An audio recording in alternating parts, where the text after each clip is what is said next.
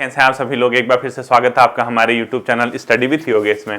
सबसे पहले आरओ के प्रीलिम्स के जो कल रिजल्ट आउट हुआ है बच्चों, उसमें सफल और चयनित छात्रों को ढेर सारी शुभकामनाएं बच्चों। लगभग आयोग ने 2200 बच्चों के समथिंग निकाले हुए हैं और प्रीलिम्स की जो कट ऑफ थी लगभग जो समझा जा रहा था उसी के समथिंग रही। ठीक है, जनरल ईडब्ल्यूएस लगभग बराबर ही जाती, 105 प्लस माइनस 2-3 मैंने कहा ही था। थोड़ा सा महिलाओं की कट ऑफ को लेकर थोड़ा सा सरप्राइज था बच्चों, क्योंकि जहां तक मैं समझ रहा था मुझे लग रहा था कि 100 प्लस कहीं रहेगी, 101 के आसपास जो है कंफर्म रहेगा। वहीं ईडब्ल्यूएस महिला भी मैं समथिंग यही मान के चल रहा था कि लगभग 98-99, तो थोड़ा सा वो सरप्राइजिंग था कि 4-5 नंबर वो जो अनुमान था उससे ऊपर रहा। लेकिन उसके पीछे कारण भी था कि एक तो पेपर उतना ज्यादा जैसा हम लोग समझ रहे थे उतना लेवल उसका उतना हार्ड नहीं था, और दूसरा जो नंबर ऑफ पोस्ट हैं बच्चों क्योंकि उतनी ज्यादा नहीं थी इस बार। ठीक है, आप देखेंगे ईडब्ल्यूएस महिला में भी लगभग 4 या 5 ही पद हैं और जनरल महिलाओं के भी ज्यादा पद नहीं है।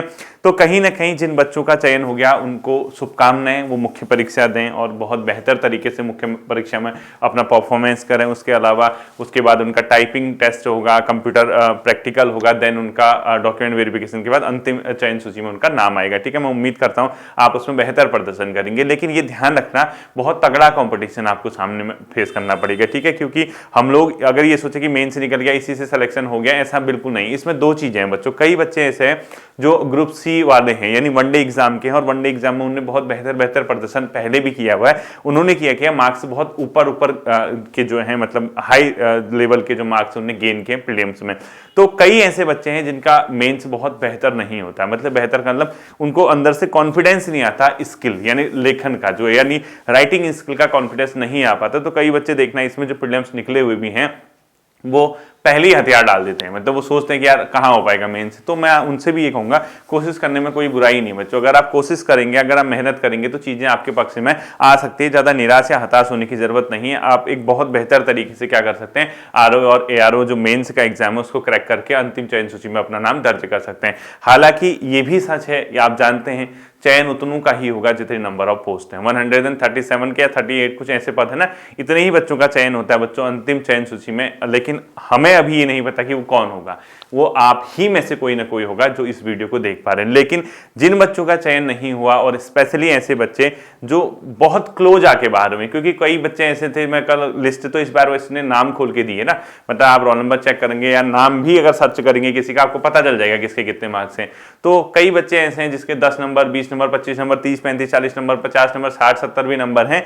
तो उनको तो पहले से पता था कि हमारा चयन नहीं होना है। लेकिन जो मेरिट यानी कट ऑफ के आसपास के बच्चे हैं, कट ऑफ वाले, उनको थोड़ा सा डिसअपॉइंट होते हैं वो बच्चे, थोड़ा सा उनको परेशानी होती है, थोड़ा सा इस चीज से उभरने में समय लगता है। लेकिन वक्त बहुत पावरफुल है बच्चों, आपको आगे बढ़ने के अलावा कोई विकल्प ही नहीं। क्योंकि आरओ का प्रीलिम्स ना निकलने का ये मतलब नहीं कि आपकी जिंदगी थम सी गई है, आपको लग रहा होगा कि अब आगे कुछ नहीं है, बट ऐसा नहीं होता बच्चों। समय बहुत बलवान है, वक्त बहुत पावरफुल है।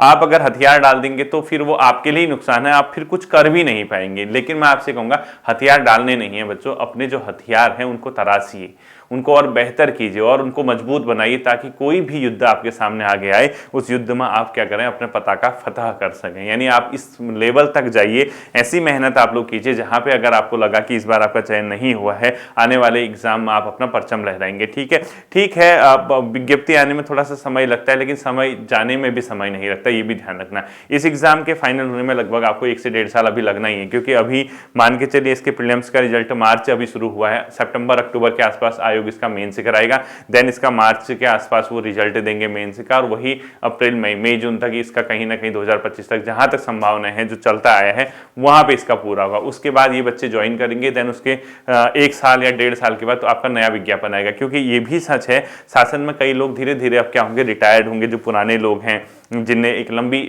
सेवा अपनी दी है, उनके रिटायरमेंट के बाद जब पद खाली होते हैं तभी क्या करता है विभाग, अधियाचन भेजता है। और याद रखना उत्तराखंड शासन हो या कोई भी अदर बॉडी जहाँ पे समीक्षा अधिकारी, सहायक समीक्षा अधिकारी की डायरेक्ट भर्ती के पद होते हैं या प्रमोशन के कोई भी पद होते हैं, अगर वहां पद खाली हो गए, क्योंकि सबसे बड़ी संस्था है सचिवालय, ठीक है, वहां पे अगर आरओ एआरओ के पद नहीं होंगे तो काम बहुत हद तक प्रभावित होता है बच्चों, बहुत हद तक प्रभावित होता है। क्यों? क्योंकि फाइल जो बढ़ाता है या फाइल का जो काम शुरू होता है वो आरओ के लेवल से ही होता है, सेक्शन के लेवल से होता है।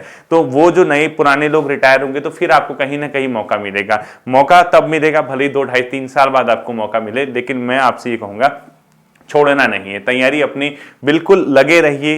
ये यहाँ नहीं तो आने वाले समय में अपर पीसीएस आएगा, लोअर पीसीएस आएगा, कई लोग रेंजर वगैरह की देखते हैं, रेंजर के एग्जाम आएंगे आपके पास, कई लोग एसीएफ वगैरह का देखना चाहते हैं, कई लोग ग्रुप सी ही देखना चाहते हैं, कुछ लोग पुलिस कांस्टेबल वगैरह की तैयारी, कुछ लोग एजुकेशन डिपार्टमेंट में चाहे प्रवक्ता हो, एलटी हो या डीएलएड वगैरह वाले। तो कहीं ना कहीं आपके अपने अपने क्षेत्र में अगर आप तैयारी करते रहेंगे तो आपको एक बेहतर मौका मिलेगा आने वाले समय में एग्जाम को क्रैक करने का। लेकिन अगर आप निराश होकर हताश होकर छोड़ेंगे कि अब नहीं मुझसे होता या मैं नहीं कर सकता, मैं तो आपसे ये कहूंगा उम्र है तो बिल्कुल अपना कोशिश जो है बच्चों जारी रखिए, ठीक है।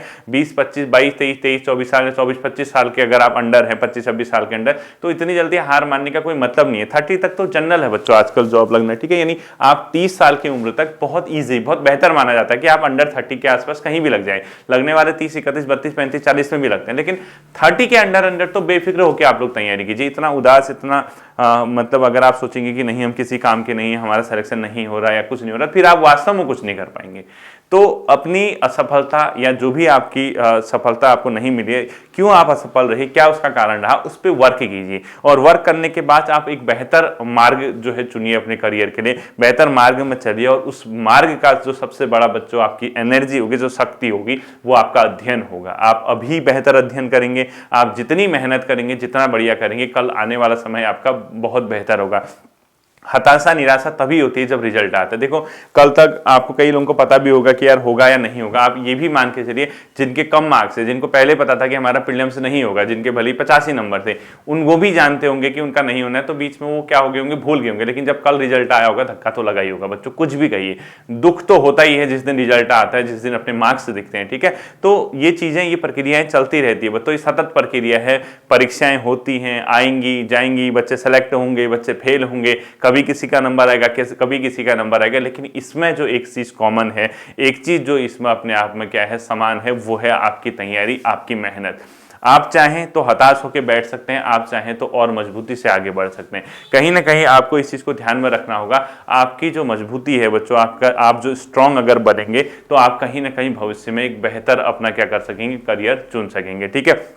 रहा इसकी बात आरओ मेंस के एग्जाम की, वो लगभग आपका सितंबर अक्टूबर यानी 5 6 7 महीने का टाइम आयोग आपको देगा। अब इसमें बहुत जल्दी 1 या 2-3 दिन के अंदर मैं टेलीग्राम पे आपका एक ग्रुप बनाऊंगा। उस ग्रुप में मैं आप लोगों को जोड़ूंगा। उस ग्रुप के माध्यम से कई तरीके से आपको मैं फायदा पहुंचाऊंगा, ठीक है। यूट्यूब की क्लासेस की जहां तक बात आएगी बच्चों, वो आपका वीकेंड वगैरह पे कभी मैं करा दूंगा। मेन चीजें, एसए के लिए डायरेक्शन देना, हिंदी के लिए कैसे कैसे चीजें करनी है, कैसे कैसे चीजें आ सकती हैं। बाकी अधिकांश पोर्शन इसमें जो चलेगा वो आपका टेलीग्राम ग्रुप पे चलेगा, ठीक है। टेलीग्राम पे अब आपको सर पढ़ाओगे कैसे, आप वो बेफिक्र रहिए, वो कैसे पढ़ाना है, कैसे क्या करना है, उसमें वॉइस मैसेज का भी ऑप्शन रहता है, ठीक है। वॉइस वगैरह भी रहता है, सब कुछ रहता है। वहां आपको क्वेश्चंस वगैरह देना, क्या क्वेश्चन है, किस तरीके से आपको लिखना है, क्या करना है, बीच में यहाँ। क्योंकि सबसे पहले अगर मैं आपको कराऊंगा तो मैं हिंदी वाला पोर्शन करवाऊंगा, उससे पहले मैं कुछ नहीं करवाऊंगा। हिंदी का पोर्शन जो है, जिसमें मैंने सरकारी और अर्ध सरकारी पत्र और टेबुलर फॉर्म आपको बता दिया है, उसी वाले पोर्शन को मैं सबसे पहले आपका कंप्लीट करूंगा। चाहे बीच में मैं सरकारी पत्र लिखने को दूं, आपको अर्ध सरकारी पत्र लिखने को दूं, या अपने आप में जो परिपत्र लिखने को दूं, वो कैसे लिखना है, क्या लिखना है, उसका एक रफ डायग्राम मैं आपको बीच में बताता रहूंगा। लेकिन आपको ये ध्यान रखना है बच्चों, इस एग्जाम में फाइट बहुत भयंकर है, बहुत तगड़ा कंपटीशन इसमें आपको देखने को मिलेगा जब इसका आगे अब आएगा। क्योंकि इसका पहला पेपर ऑब्जेक्टिव है जो कि जीएस और उत्तराखंड बेस होगा। और आप ध्यान रखिएगा क्योंकि इसमें जो प्रीलिम्स निकाले हुए बच्चे हैं वो ऐसे बच्चे हैं जो कट ऑफ से ऊपर के हैं। अब कट ऑफ से ऊपर का मतलब सभी अपने आप में बेहतर हैं, और सभी बेहतर का मतलब ऐसा नहीं कि जो नहीं निकाल पाए वो बेहतर नहीं, वो भी बेहतर है। लेकिन बच्चों याद रखना, कट ऑफ के अंदर आना वो नंबर ऑफ पोस्ट पे डिपेंड करता है। यही अगर 200 पद होते तो आपका कट ऑफ में नंबर आ जाता। अब पद ही उतने हैं तो उसमें आप लोग भी कुछ नहीं कर सकते, ठीक है। तो आप ये ध्यान में रखना, क्योंकि आपको क्या करना है बच्चों, इसकी मेंस की अगर तैयारी करनी है तो आप ध्यान रखना पहला पेपर ही आपका इसमें सबसे ज्यादा इंपॉर्टेंट है। पहला पेपर मतलब जहां आपका जीएस ऑब्जेक्टिव है, उसमें आप जितना बढ़िया स्कोर करेंगे आपको आने वाले समय में उतना ही क्या होगा, आसान होगा, ठीक है।